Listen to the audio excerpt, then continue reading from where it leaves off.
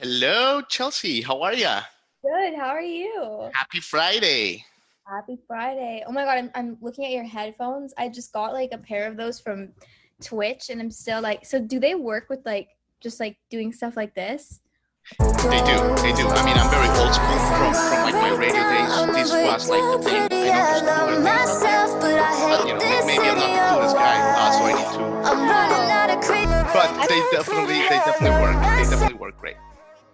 cool. Yeah, because I like I mean all my friends to that stream, they have like those type of headphones with the little mic and like so you're not uncool, they're actually back. They're in style, man. Cool, Chelsea. Thank you so much for joining. How's everything? Good. How have the I'm past 2+ months been for you, Chelsea? Well, I mean, they've been really exciting because there's a lot of, I feel like I started like finally releasing like my artist stuff, which I've had like stored in my computer for like 2 years. So it's like dope to see it out. But like, it's kind of hard to like feel the effect because I've just been like staring at my wall the whole time. So like, there's been pros and cons for sure. But I think what's cool about like releasing music in this time is like, like I like have the chance to like engage with like literally like, so many people versus like I feel like when you're like when you release music and you're not in quarantine, like you have to go and do all this shit every day. So like it's really been cool to like connect with like fans and like just I don't know. So it's been very hot and cold. Like sometimes I like being inside because I get to finish productions and stuff, but then other times I just like want to punch a hole and just like run to like another state and just like get see like the a lake or something or like some fish or just anything else but like LA. Yeah, definitely. But I think you have a really interesting point here. I think that, you work so hard in your art, which fantastic, by the way. Everything from '07 Britney used to be LOVE, Tobacco and Tears, fantastic stuff. You let it all out. And now, because of this situation, you find yourself hunkered down, but your baby is out there, right? Creating, Right. influencing the world. So that's pretty interesting. Yeah, no, I mean it's that's super cool and like also like I mean like there was a at like the Beverly Center that Amazon like did like a billboard thing and I was like, whoa, like this is so sick. Like now I can pick my nose from like a distance. That's amazing. How does that feel when you see something like that, like, in reality? Like, what's the feeling for those of us that haven't had in the Beverly Center, our big noses? um honestly it's really weird. Like I feel like I don't like that doesn't feel like me. I'm just like what? Like but it is. It's just really it's just strange. Like it's really amazing and it's exciting, but it's like yeah, like I just feel like I'm looking at like some other girl. Yeah, like out of body experience. Right. And I'm like, whoa, it's so weird. Super interesting. Yeah, I mean, I'm always fascinated with some of the musical legends that started like when you did, because it always bodes well for them. But I want to go back to the beginning a little bit. So you grew up in the Bay Area, right, in San Francisco? Yeah. Tell us a little bit about your childhood. Did you have artistic parents, musically inclined? How was your childhood like, Chelsea? Well, yeah, my parents actually met like hosting a karaoke show together. So like I think they just met at like a bar and my mom was always hosting one and then my dad got involved and they were just friends for a while. So they were both like musical. Um, but yeah, I mean like I don't know. I mean, me and my brother both naturally just like as kids gravitated towards music. Like even though we were doing like, like the basic like do dance, do sports, like my brother would be like, I want to play the piano. And I'd be like, I want to do theater. And that wasn't like forced upon us. We just like literally just kind of like gravitated towards it, which was cool. Um, but I mean, yeah, so my whole childhood was all like, like theater, playing piano, like just singing, writing, like I feel like when I started writing songs though, I got like really disinterested in like pretty much everything else in my life because I was like, all right, this is my like path. Like I started writing when I was like 9, I think, Mm. around like right when I entered middle school. And like ever since that, like I was just like obsessed with it and like so like since that once I started writing, I started harassing my parents about trying to like move to LA and like really do this because I was like nothing like writing was here and then everything else was here. Like even just like social interaction, like I just was like obsessed with writing. Like it was kind of creepy. Um but then eventually that led to like producing, which that was like up there with writing. Like I was like, whoa, another thing to be obsessed about. Because like I feel like I have a really hard time focusing on like anything. So it's like if I have something I'm super passionate about, like it's so super exciting because I can focus. Like otherwise I'm just like my head is just like I don't even know how to get it to go here. Like someone will ask me a question and I'll answer it in like 12 different ways. It's just like so when you have a new love and a new passion, it's just so exciting. And like but yeah, my whole childhood was just music, music, music. Like I don't if someone took music out of my life, like I literally feel like I'd have like no identity, you know? Unbelievable. So at 9 years old, you were writing your own songs. At 3, you were in musical theater, from what I understand. You were falling in love with musical theater at 3 years old. And you were in at, go ahead. I mean, I think I did my first, like theater thing at 3, I saw a musical. And then like at 4 is when I lied about my age and like got into a musical. You had to be like 6 or 8. I don't remember. It wasn't 7. It was 6 or 8, but I can't remember what age it was. But we just lied and said I was like really short and like small. But yeah, no, I don't know. It's just like, it's so fascinating because I feel like it just takes you to like a whole other planet and like being in reality is too boring. So Yeah, well, I mean, maybe the current reality for once, not so much, but yes, I hear you. That's fascinating. So you started writing at 9. I read in the research that you would talk to your friends. And while normal friends would just kind of bicker about the boy next door or what they're going through just for whatever, like, chit chat, you actually use this as your creative muse. Tell us a little bit about that. yeah, I mean, like I would like invite them over and like first it would start off like I would just be like playing like Taylor Swift songs and then talking to them about their love lives. And then like as I transitioned, I was strategic about it. Then I started writing about like what they were saying and I would like make them write with me. Cause like, I just, like it's fun. Why not? And like, even the guy that I like thought I would marry at when I was 10 years old, who like was in love with my best friend and like she dated him and stuff. Like, I didn't even get like mad because I was like, I need to write about that. I literally like would invite her over and she'd talk about it. And then I put my experiences in it and like, we just write. Like, I don't know, at least for me, like when something bad happens, like it never really feels that bad because I know I'm going to get to write about it. And like, that's always so exciting. So it's like, knowing that, yeah, I can never just like get super, super down. Cause like once you write about it, it's like off your chest and you feel like cleansed. It's like therapeutic for sure. It's amazing. You're a true artist. I was talking to someone the other day about John Mayer, how it is an open secret that he likes to break his relationships, even if he's happy, even if he's fulfilled, because that's how he gets his creative juices. So that's a true artist speaking, Chelsea. Dude, it's like scary. I mean, like when I start to like someone and they're just like I literally just before this call was like, there's this like guy who's super nice and super like perfect. And I was like, you're like really nice. Like, when am I going to fuck it up? Cause like, I'm the same way. Like, I feel like I'll like distract and like, cause I want to write about something or like, I love thrill and it's stupid, but it's like, I don't know. It's like, we all have our bad habits. And I feel like writing and creating is like always going to be my first love, and sometimes it's like subconscious and you just like do something really dumb and then you break it and then you're like, well, I'll get a good song but I feel really horrible inside. Like Amazing. And your songs way beyond your years, very mighty heavy lyrics for someone your age, but very powerful. So that the songwriting is great and it's super promising and that whole thing. But one thing that really, shines in your music is the production, it's the tones, it's the color, it's the scent. It just feels like it sparkles.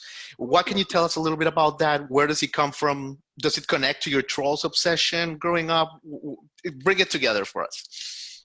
well, all right, so I feel like there's 2 questions in that. So with production, I honestly just like, to be the most specific, one of my my biggest producer influence were like Max Martin and like Kanye. So I feel like, and also I loved like, like harsh guitars, like back in the emo days growing up. So I feel like when you listen to my music, there's always some form of like an organic instrument, but there's always like an 808 because I always love Kanye. And then like, but I always feel like melodically it has that kind of like Max Martin, like crack pop energy, because I love crack pop. Like crack pop gets me through the day, man. But yeah, I mean, it's really interesting to see like how all your influences growing up, like when you mix the soup all together and become like an old person, like what your sound is. Like, Very well, you did this yourself. Yeah, I mean, obviously, like if I feel like I want like someone else's ear, just like a fresh perspective, like I'll definitely co-produce. Like I love to work with my brother and like this guy Chris, and but I do a lot of stuff alone too. I think like that's like another thing is I feel like a lot of artists sometimes that are producers sometimes get scared to collaborate because number one, they're scared of their art getting ruined, or number two, like they want all the credit. But I love it. Like I think it's fun because it's just like you get a new perspective and like like everyone has like really dope ideas, especially if I feel like the people you click with as human beings too, like generally you guys collaborate well. So, but then with the trolls. So with the trolls, those I've actually been collecting those since I was like 6, like super, super, super young. So it's like I never really stopped. And then like when I moved and my mom missed me, she would like go thrifting and find all the trolls. And then when I meet up with her again, she'd give them to me. So it's like now anytime I go to a thrift store or my cousins or my mom's or anyone, like if we find trolls, like we know to get them and then they give them to me. So it's just like I have like boxes of them and I keep like around like 50 of them out and then the rest kind of stored away, like because I still don't have a lot of space where I am right now. But once I have like the shelves, I'm gonna display them all and like I want to do like a video like and have my fans interact to name all of them because I have a few names for some of them, but like I need to name all of them because I feel like a bad like troll mom, honestly.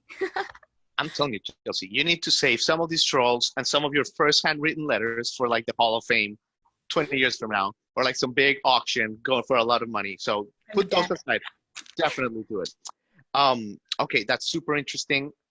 So for those in my audience, I know what an 808 is, but maybe you can explain to my audience that's not musically inclined what it is.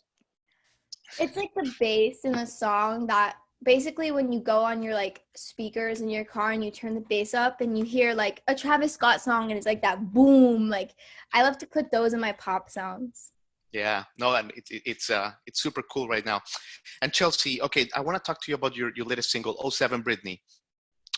So it is obviously about an infamous time in pop culture. What made you, zero in on this chapter? When did this idea came about? Tell us a little bit about this. Well, I feel like I wrote that song like when I was 19 and like 19 for me like was a really rough year. Like it was like I was surrounded by a lot of shady friends. Like I was like my first like industry experiences and like it was kind of like already like over and done with and like I felt like around a time like all my friendships were falling through, my relationships with industry people were falling through and like I wanted to blame myself and tell myself I was enough and like I just started to go crazy and like I had like a really, really, really bad day. And then like the next day I had a session with like my co-writer Monroe that I didn't really know that well. And like it was set up by my manager now, who's awesome. And like I didn't know him that well at that point either. So I was like, fuck, like I'm in the worst headspace ever. Like, and I have to go write a song with someone.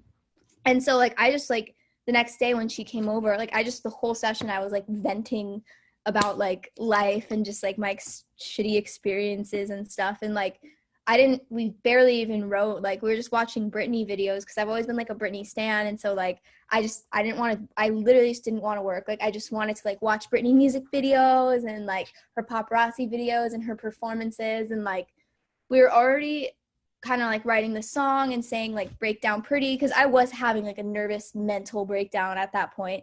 And then like, as we were watching the Britney videos, like we were watching like one where she went into Starbucks and like she just had like all this attention and it's just so crazy to think like how you could go out your door and just get all that attention all the time. And that's kind of where the like all eyes on me like a Mo 7 Britney lyric came about because I feel like even when people in that phase of my life were paying attention to me, like it was kind of for like the wrong reasons and like like it was because I was being like a version of myself that I didn't even like, you know what I mean?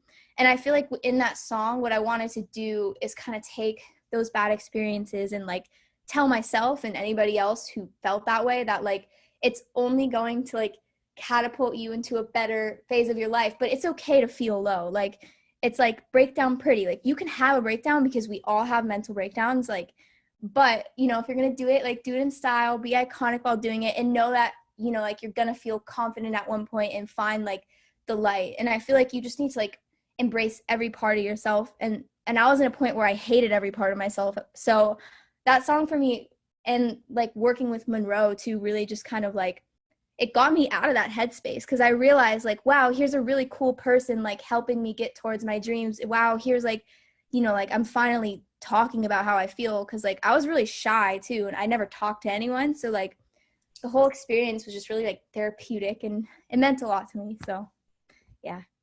Wow. No, that's great.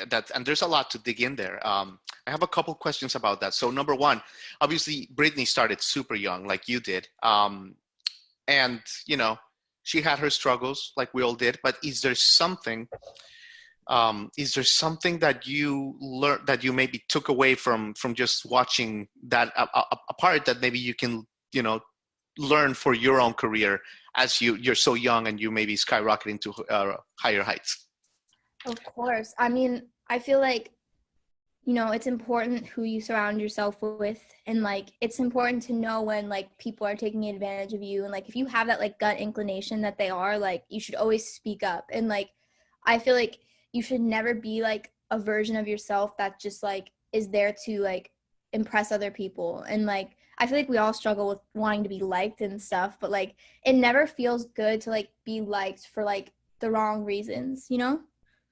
And like I think with her, like she just like taught me strength, because it's like she was really young, and like throughout her career, she had so much attention, but she always managed to push through it. Even through her lowest points, like she still pushed through it. She still released bop. She still had like amazing performances. Like I think it's just like you just have to keep going, and no matter what like life throws at you, like you always have to keep going, and like you can't let it defeat you.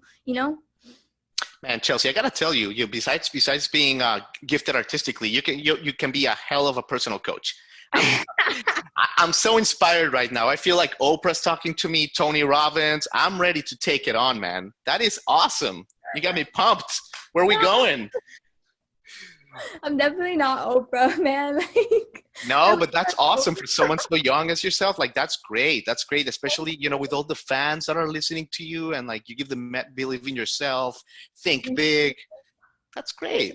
I mean, there is, I guess, like, if there is one message I always want to like get across to people, is like to never, ever, ever be put in a box. Because like even just like the way that like school trains us to think, sometimes it's like, I was saying this yesterday, like if you write an amazing essay, but it doesn't like agree with the teacher's point of view, sometimes you'll get like a shitty grade because you don't agree with them. And it's like, then you go on as a little kid to believe that you're a bad writer, when you don't even realize this whole time, like you're a talented writer, but you probably just aren't thinking what like the normal person would think.